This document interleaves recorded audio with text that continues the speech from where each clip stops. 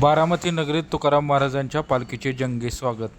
दुमदुमली बारामती. विठू नामाच्या नामघोषात बारामती दुमदुमून गेलेली आहे.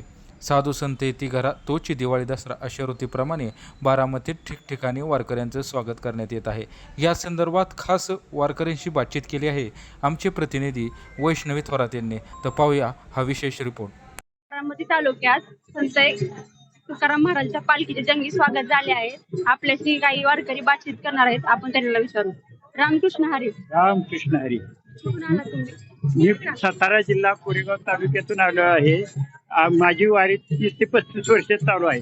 तर मला एवढा अनुभव आला की भरपूर म्हणजे भगवंतानं असं दिलं की मी कमीत कमी 5 ते 7 वेळा मरता वाचलो आणि देवानं माझी वारी मध्ये कधी खंड पडतो नाही अशी मी प्रार्थना करतो.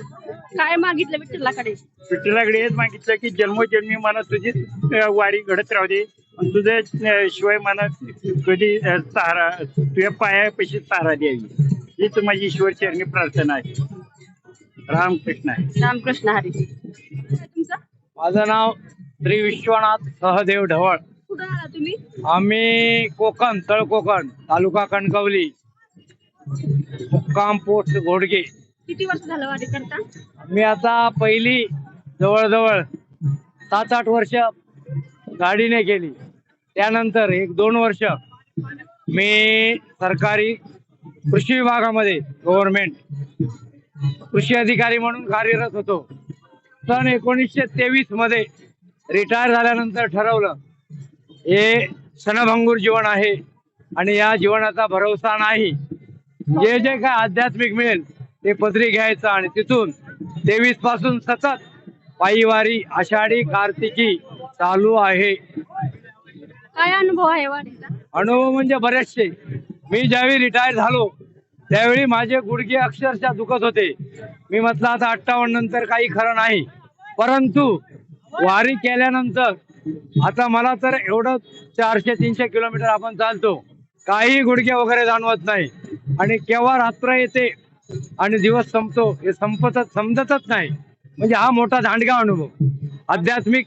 या 15 दिवसाच्या प्रवासामध्ये तुम्ही सरकारी या ठिकाणी येतात, त्याची कसा अनुभव आहे? ना या वारीमध्ये बहुतेक ठिकाणी पॉझिटिव्ह विचार निर्माण होतात आणि जी आपली चिंता आहे संसाराची रोजची ती अक्षरशः आपण एकदा पाय ठेवला काय पॉझिटिव्ह आणि हे वारकरी आणि हे आपल्यापेक्षा वयस्कर लोक बघून एक उर्मी तयार होते आणि खरोखरच चिंता आणि घरची आठवण पण येत नाही. अशा प्रकारचा दांडगा अनुभव.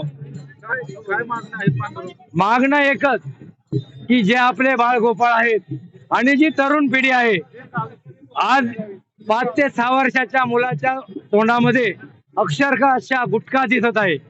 आपली संस्कृती ही अधोगतीकडे चाललेली आहे आणि इतर देशाची अधोगती आपण स्वीकारत आहोत.